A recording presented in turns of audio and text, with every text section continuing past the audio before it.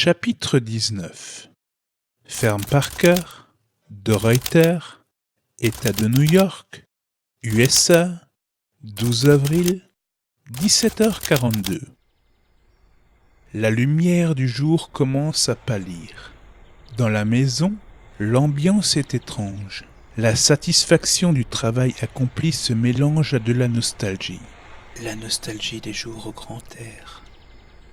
Réunis autour de la grande table en bois, tous savent que c'est là leur dernier moment passé dans un monde un tant soit peu normal. Dans quelques heures, ils iront s'enfermer dans le bunker exigu pour y passer Dieu seul sait combien de temps. Une perspective qui ne réjouit personne, même les plus durs d'entre eux. Mais pour l'instant, ils ont faim, et le dîner vient d'être servi, un peu plus tôt qu'à l'accoutumée. Une bonne viande en sauce avec des pâtes et de la salade. Ce soir, pas de télévision. Elle a déjà gagné l'abri en compagnie de la collection de DVD. Seul un vieux poste de radio retransmet en crachotant les dernières nouvelles du monde extérieur. Ces dernières ne sont guère rassurantes. Nos sous-marins dans le golfe Persique, dans le golfe du Mexique, ainsi que ceux qui croisent dans le Pacifique sont tous remontés à la surface sans que l'armée n'ait pu nous en dire davantage. Des rumeurs font état d'un piratage informatique à grande échelle. Notre force de frappe nucléaire... T'avais peut-être raison avec tes cyberactivistes. La radio continue sa litanie informative. Le président Schofield a fait préparer Air Force One et s'apprête à se mettre en sécurité en un lieu tenu secret. Ça veut dire qu'il est déjà arrivé. Commente le père Parker. Dylan acquiesce. Et ça veut dire que pour nous aussi, c'est l'heure d'y aller, dès qu'on aura fini de manger. Karine, le regard dans le vide, hésite à se lancer. Papa, je peux te demander quelque chose ? Qu'est-ce qu'il y a, Fifi ?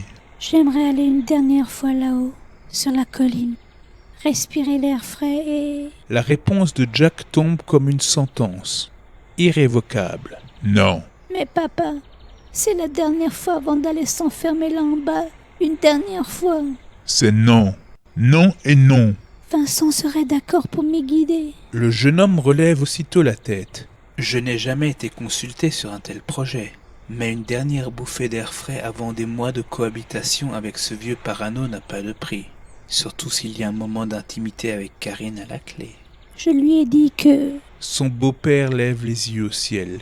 Chérie, accorde-lui au moins ça. Intercède alors Madame Parker.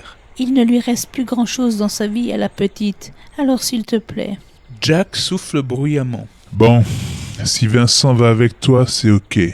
Mais vous avez jusqu'au coucher du soleil et pas une minute de plus. Après, on fermera l'abri et tant pis pour les retardataires.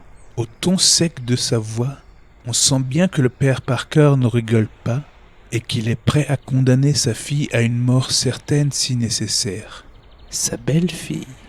Quelques minutes plus tard, le temps d'enfiler une veste, Karine et Vincent sont sur le point de quitter une dernière fois la ferme. La jeune femme lui indique par où passer. C'est au bout du chemin, là où on était ce matin. Ok, cette fois, Vincent ne la guide pas. Karine a décidé de déployer Blanchette. Ensemble, ils se mettent en marche au son régulier des tap-tap de la canne blanche. Le père Parker les suit un temps des yeux avant de prendre son fils à part, à l'abri des regards de son épouse. Dylan, j'ai un service à te demander. Quoi pas ? Suis-les. Suis-les discretos et tiens-moi au courant de leurs faits et gestes. Ok, pas. Et au fait, lors du coucher du soleil, ça vaut pour toi aussi. Mais si nécessaire, tu les lâches et tu rappliques.